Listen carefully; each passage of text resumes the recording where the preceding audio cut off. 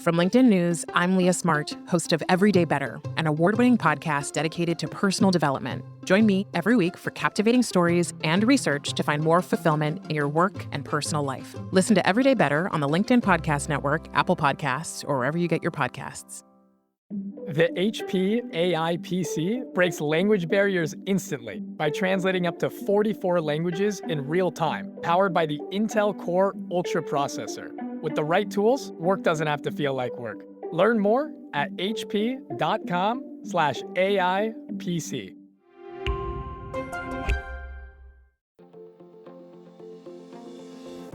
Hello, my friend, and welcome to another exciting episode of Negotiate Anything. Thanks for joining us today. With over 10 million downloads and listeners from more than 180 different countries, it's dedicated listeners just like you who have made Negotiate Anything the #1 negotiation podcast in the world.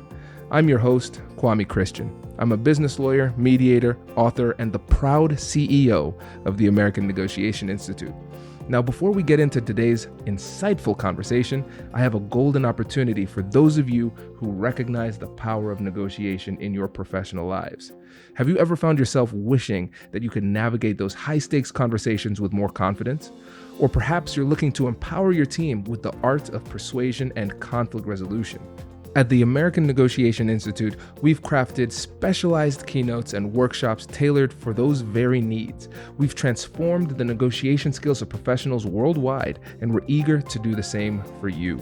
We believe the best things in life are on the other side of difficult conversations, and our goal is to help you improve your lives and the lives of those around you, one difficult conversation at a time.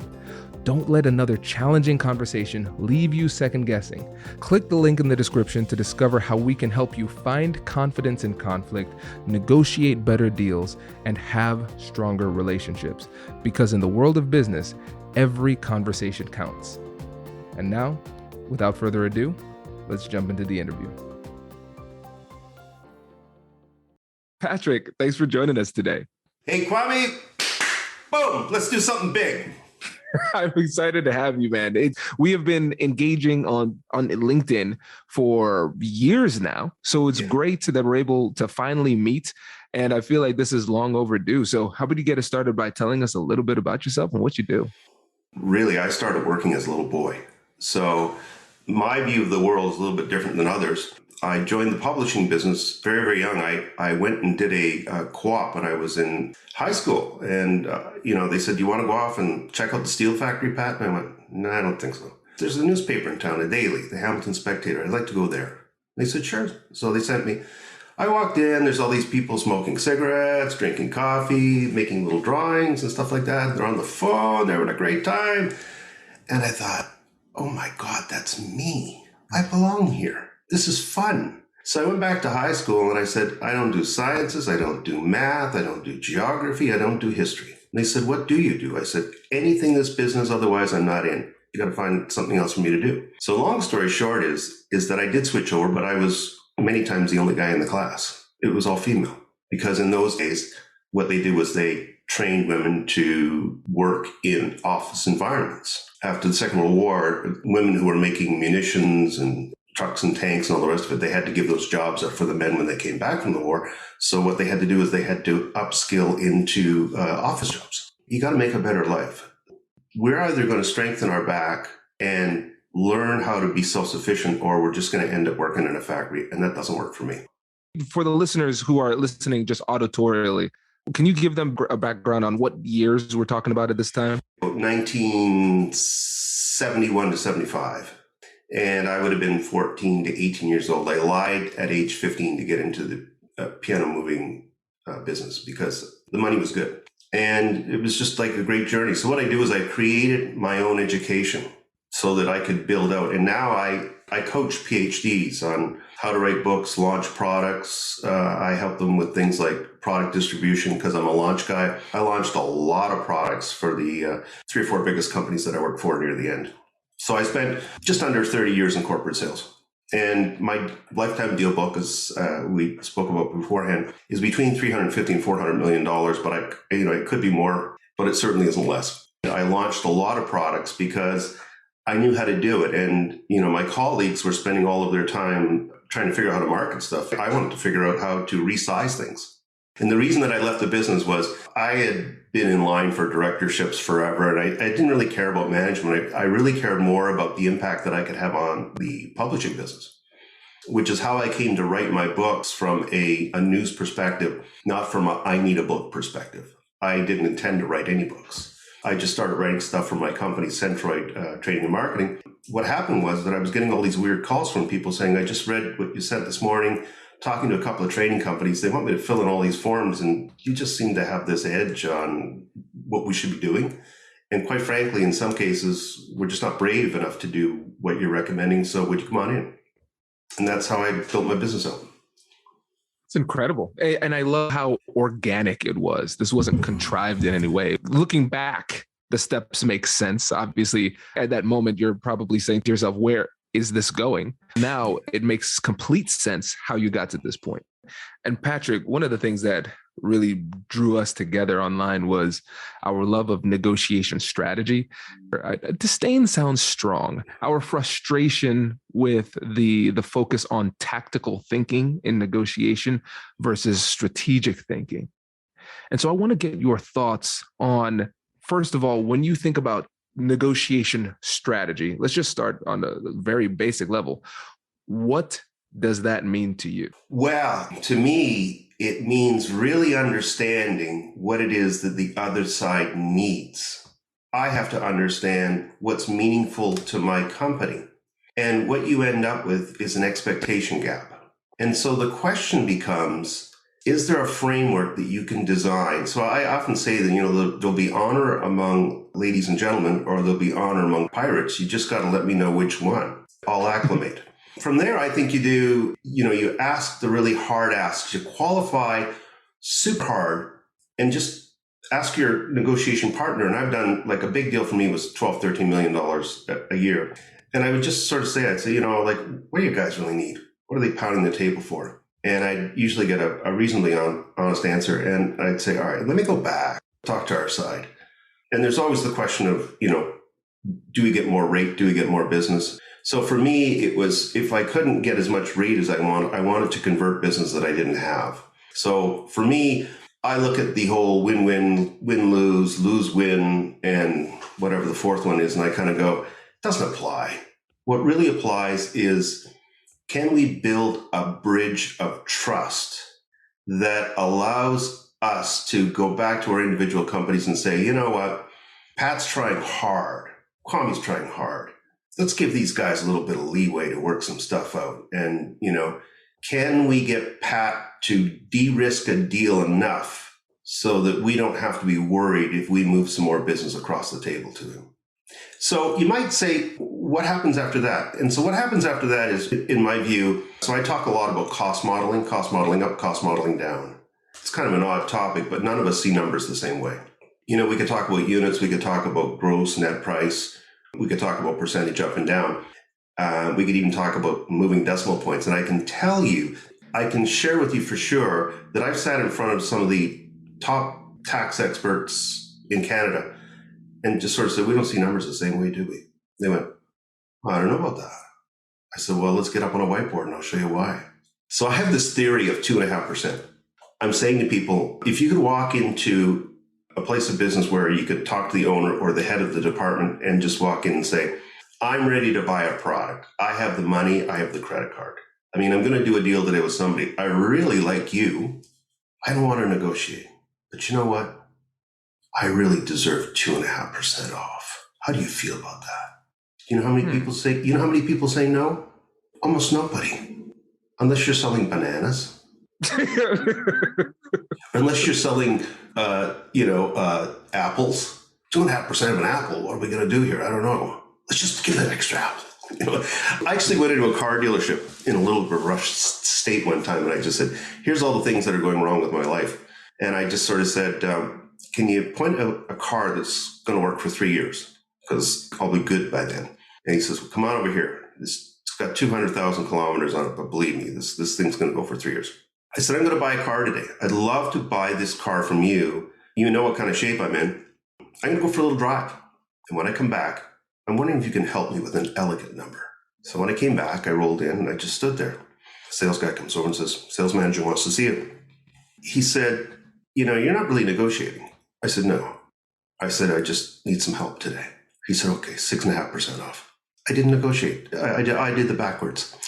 You see, I actually think that if you reach out to people and just say, I'm not really a confrontational guy. I think a lot of people who think negotiation is all of this pounding the table stuff. It's the opposite. As the money gets really big, the conversation becomes softer and softer and softer. Unless people are under a lot of duress, in which case they become the 10,000 pound moose charging. And I've seen both. And the thing is, can you acclimate? And just around strategy. So this whole thing about being tactical, from World War II, the end of World War II, which is around 1948, until the year 2000, sellers were able to use tactics. And you would say, why? Because we couldn't build product fast enough. You always suffered the potential of scarcity. Just think of the Cabbage Patch doll. Parents punching each other out to get a doll for their little kid, right? Hello, my friends. Before we get back to today's episode, I want to ask you a question. Have you ever wondered how to elevate your team's negotiation game and how you can help the folks on your team have better, difficult conversations? At the American Negotiation Institute, we offer transformative keynotes and workshops tailored to empower professionals with top-tier negotiation and conflict resolution skills. Whether it's a keynote for your next event or hands-on training for your team, we've got you covered. Don't just negotiate. Master the art with the American Negotiation Institute. Click the link in the description to find out more. Elevate, negotiate, and succeed. Introducing the HP AI PC, your powerful AI assistant. Easily search through personal files, gain valuable insights, and make smarter, more informed business decisions. Unlock the future of work today with the HP AI PC, powered by the Intel Core Ultra processor. With the right tools, work doesn't have to feel like work. Learn more at hp.com/AIPC. And then around year 2000, it flipped over and everything became globalization 24/7. Couldn't go to sleep because if you went to sleep, somebody would be circling your bowl. I want what's in Pat's bowl. Where are you from?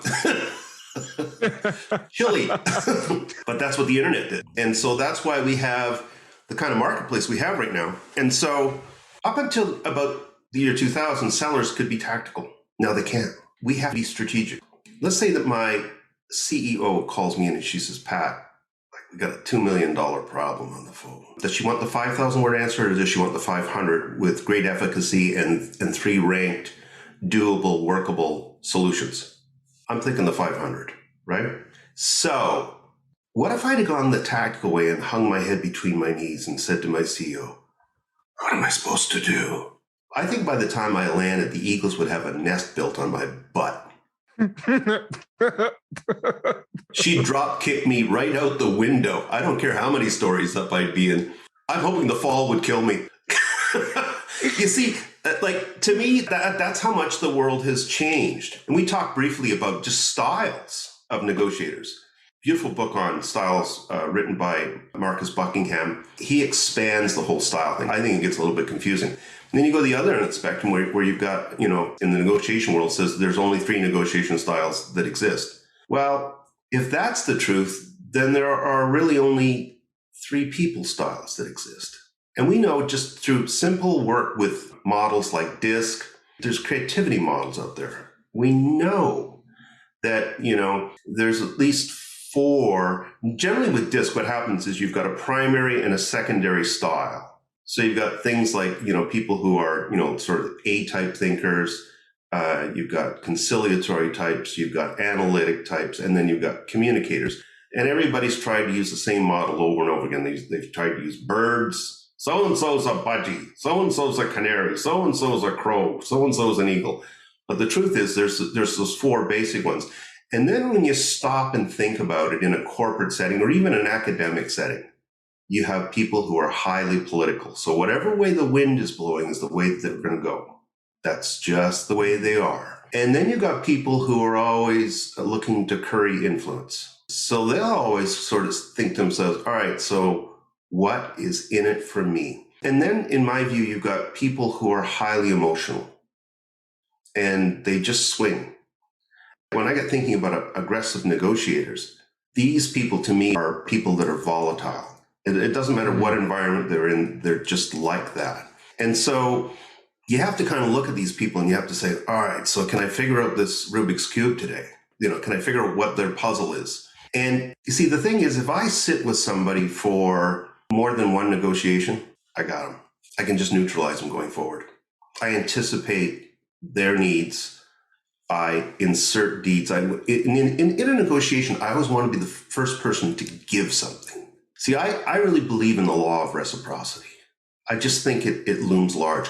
Now, are there high self-interest people? Of course there are. But in the corporate world, it generally doesn't work that way. Now, I used to negotiate with Walmart for about a decade. And I can tell you it's it's like the Wild West when you go in there. You go into a little meeting room, there's 4 stacking chairs, there's no paintings on the wall, there's a little window about that wide, and every 27 minutes somebody's pounding on the door saying, you gotta get out of there, we're the next in. And so what you have to do when you go into Walmart is it's like, boom, your proposal hits the table. Sometimes you put an executive summary on the front just to get to price, and then you just kind of go through, here's the value equation, here's how I've de-risked it, here's the reason why if you don't buy it, you're going to wake up in the morning and you could just go crazy that you didn't do it and somebody else did. Does it work all the time? No. But that's the impact of that's their corporate culture. I know that when I walk into any building, I'm walking into their house and their rules and their culture. And so it's up to me to try and figure out how I sound like them as quickly as possible. So I'm laying down those trust planks across the bridge so that I can start to sound like an insider. And as an insider, I can offer up creative options which are meaningful to them. You see, the worst thing you can do in a negotiation is go in with stuff. Anybody can buy stuff. What people will pay money for is creativity. You show anybody in the business world, in the legal world, in the medical world, how they can have a market advantage for 2 months and they'll crawl over broken glass to get at you. And price is not a problem. Competitive advantage, think about it. It's huge. So I'm picking up some themes here. So first, we're talking about the need to establish and build trust. And we're also talking about how we can minimize risk so it feels safer to them to do business with you. So they're not worrying throughout the interaction or worrying about giving you future opportunities. And then also creating that recognition that working with you isn't just buying a commodity, it's giving them a competitive advantage. And then, correct me if I'm wrong, but it sounds like for you, strategy is figuring out what you need to do to accomplish those goals. Trust, minimizing risk, and those type of things. So my philosophy on negotiation is remove negative risk, add positive risk, maintain the relationship, and do smart deals. Don't do deals that don't have enough profit in them, because profitless deals always leak. That's known as a strategic deal. That was the fourth one of the 4 quads. We only use strategic deals on very rare occasions when we're trying to block somebody. So it's the only reason we do it. Otherwise, why would you do it? Why would you do a profitless deal? You wouldn't do it. Exactly. You would do it based on futures. Now, as far as strategy goes, I think in SWOT: strengths, weaknesses, opportunities, and threats. And then I shorten that to key leverage points and business implications. And key leverage points, if you take a crowbar and you put it up against a chest that weighs 800 pounds and you just tip it down like that, the whole chest goes up. Now, theoretically, that shouldn't happen, but it's leverage. And we often use the word leverage. I can leverage the fall. No, relax. Leverage is a scalable thing. Do you have a little bit of leverage or do you have a lot? See, the only time you really get stuck in negotiations is when you have no leverage. And that's when you'll even do deals with people you don't like. And think scarcity. When we run out of food or water, we run into people that we generally just don't like. We fork over the money because we need food and water. But if we don't need food and water, we're not buying from them. We may not even talk to them.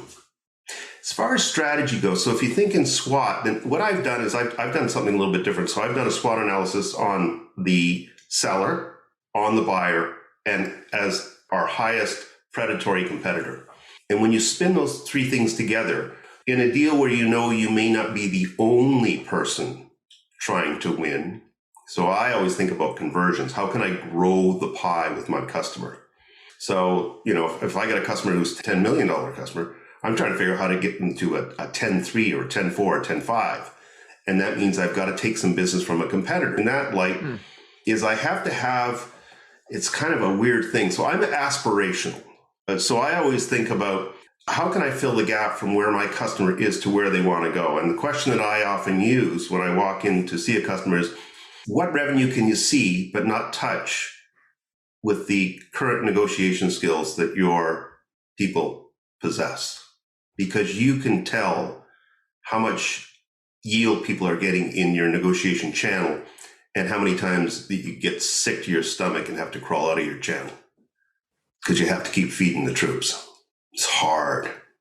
But you know what happens is that people at the beginning of quarters, they will just do the craziest deals ever. And as they get closer to their quota and they hit quota, all of a sudden they become Mrs. and Mr. Relaxation. Customer comes in and says, I need help. The world's not fair. I know the world's not fair, but that's life. At the beginning of the quarter, geez, things are unfair out there.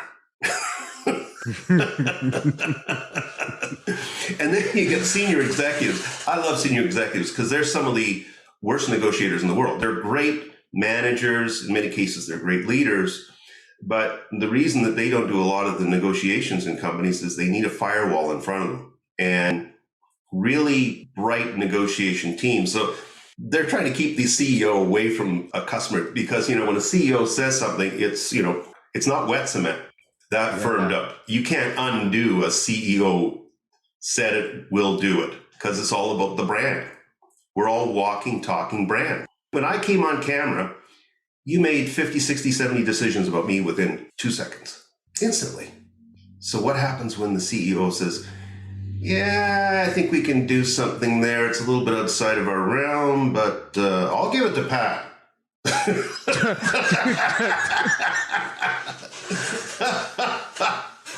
Oh, so those are some of the things that happen. So as far as strategy goes, I think I've talked to you about, how I think in SWOT and leverage and business implications, which are the thing that keep you up at night. But there's also age-old strategies that have been around forever. The one that most people can remember, and it's in the real estate business, right? If you've ever bought or sold a piece of property, what people do is they shame you into splitting the difference. If somebody ever says to you, split the difference, look at them and say, all right, you've already determined what you can give away, and you want things I don't have. Think about it. Think about it. So let's say that you qualified for a $300,000 mortgage. You're looking at a place that's just outside. It's like, I don't know, it could be like 340 or 350 because your real estate agent took you there. It's an aspirational thing, right? The seller comes back and says, I know you've only got $300,000, but you know what? If you can meet me around 319.5, then we got a deal. Well, you haven't been qualified for 319.5. You got to go back to the bank now. But that seller always knew that they were slightly overpumped on the price, which is why splitting the difference for them made perfect sense. It's the laziest negotiation strategy in the world. It's one of the most manipulative. Let me go the other way. Oftentimes in the corporate world, I ran into a friend of mine, Steve Kosick, and he was like a Da Vinci. He was a Michelangelo to watch him negotiate. He was the most beautifully theatrical, in-control negotiator I'd ever seen. And his annual budget was $100 million in media spend for the Hudson's Bay Company, department stores. So I remember the first time I saw what he did, and I went, oh, man. So what happened in the newspaper business was the on-page advertising started to become less compelling because we just raised rates so much. And so what they wanted to do is put things in the center of the newspaper that were full color, where they can control the environment, how the ink laid on top of the paper. So it was a perfect replication, as opposed to on a newspaper page that's being printed at 20,000 pieces an hour. You don't always have the control, but in a situation where you can control humidity or dryness, you can slow the press down, you can speed it up, you can do all kinds of things, right? But in the newspaper business, you can't do it. You gotta pump it out. War and Peace every 24 hours. Out the door she goes. And with morning delivery, it's even worse. So we'd go with our rate increases on the on-page advertising, and he would just battle like hell on those rates. And I remember the first time I saw it, I kind of went, all right, well, kind of, if I was him, I'd be a little bit off, but this is a little bit over the top. And he would just elongate that part of the negotiation. And finally, we come to an end and he said, you guys just made me sick. I can't believe what you've got me agreed to pay for on-page advertising, which, I'd rather be in flyers. And by the way, don't even dream about raising rates on flyers. You have scalded me in the first round of this negotiation. Negotiation over, go right up the contract. Don't put a penny on those flyers. Nothing. That's how badly you bruised me on the first round. He was never interested in the first round. It's the secondary target that he was interested in. So that's an example of being a little bit theatrical to make your point and in order to get what you wanted. But it's predetermined.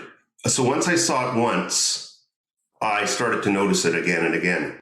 He also had another one, which I refer to as the bonus round. And as a buyer, he could do it. So we always had these guys coming in from out of town. They would come in from Calgary, Edmonton, Montreal, all over the place. And the head office for the Hudson's Bay Company was in Toronto. And these guys were always like jittery, right? Because they wanted deals. They wanted to go back to their bosses and say, we took on Steve Cossack at the Bay and, or we went to Walmart and we really showed Walmart what it was all about, right? But inside, I knew that they were just like their stomachs were. It's like one of those Pepto-Bismol commercials, right? So the guys with the pink jumpsuits on. But you could just see the stress rolling off these guys, right? And so what would happen is that, these buyers, Steve in particular was the best at it, Steve Cossack from the Bay. He'd go, yeah.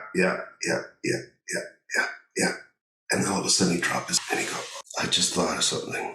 The guys upstairs are never going to go for this. I just can't play. I don't know. And he'd start lifting up pieces of paper and he'd go, oh, no, that's even worse. Oh, God, what am I going to do? And so my guys are on the other side of the desk and they're looking at Steve and they're going, we're that close to the deal. It's like, we had him. He was right in the bag. It was a lock, and all of a sudden it all fell apart. And so Steve would continue with this confusion, and he'd look around the room, and he'd untie and tie his shoes. He would just play with all kinds of stuff on his desk, until finally my colleague would lean over and say, Steve, you seem troubled. Steve would look, yeah. How can we help you? And Steve would say, well, what do you have in mind today? And years later, we met on a golf course, and I said, okay, Steve. I watched you do this thing over and over and over again. And he starts laughing. He goes, it was good, wasn't it? I said, good. I said, how much money did you make on that? I bet you made like an extra 3, 4, 5 points every time you turn around. He goes, Pat, it was millions of dollars over my career. And he said, that was the way that, he says, I secured a lot of my bonuses and my increases and my promotions. I literally named my third book, The Bonus Round, in honor of Steve and that move. Wow. It's perfect. It's almost like when you see people do what I call it's almost like a more and more. So, or it's like an add-on kind of strategy. It's where somebody, it's where somebody's, right?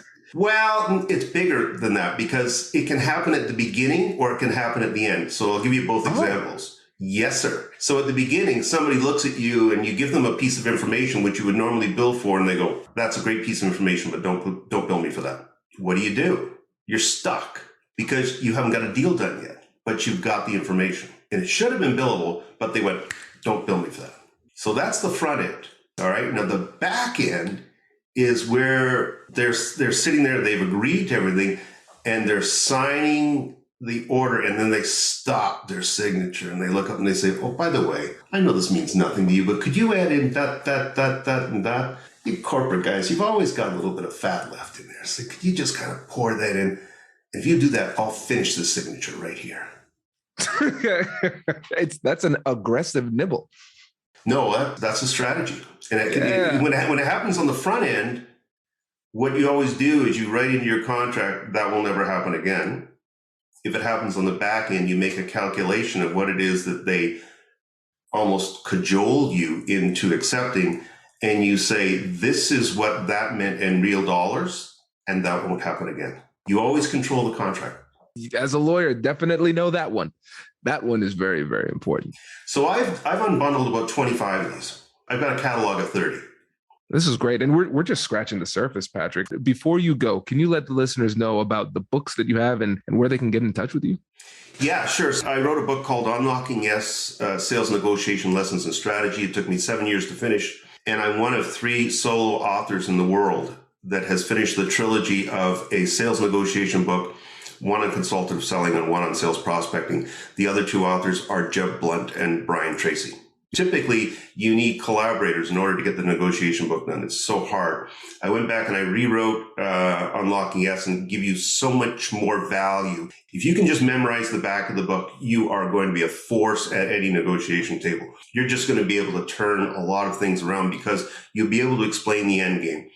The bonus round is all about business cases. So if you understand how to build business cases, then you understand how to de-risk deals. So it's all about, does it make sense? Does it make sense from your company's perspective and from the customer's perspective? Never deliver customers ice in the winter. They can just go outside and shovel all kinds of ice. But you deliver them high quality, meaningful value that they can go internally and say, if we don't buy this deal, Kwame, we're crazy. Perpetual hunger is about my view about bringing new customers into your life. They're not just average customers, they're dream customers. These are people that are going to be your friends for your entire career, because once they've done business with Kwame, they don't want to do business with anybody else. You're a gem, sir. I've been looking forward to this for quite some time. I'm a great admirer of your work, your POVs, the way that you approach the community with great humility, but with great confidence. And I love it. That means a lot, Patrick. Thank you. Thank you. Thank you. Thank you. I really, really appreciate you. And I cannot wait to share this with the audience. So thank you for coming on the show. Congratulations, you've just joined an elite club. By listening to a full episode, you're now officially on the Negotiate Anything team. So welcome aboard. What most team members do is they subscribe to the podcast because that allows them to automatically get the latest episodes of the show. The best things in life lie on the other side of difficult conversations. Keep learning, keep practicing, and keep getting better. Your relationships will improve, your career will soar, and you'll have the confidence you need to get the most out of these crucial conversations. Again, thank you for joining the team. We're excited to have you, and I will see you in the next episode. I'll catch you later.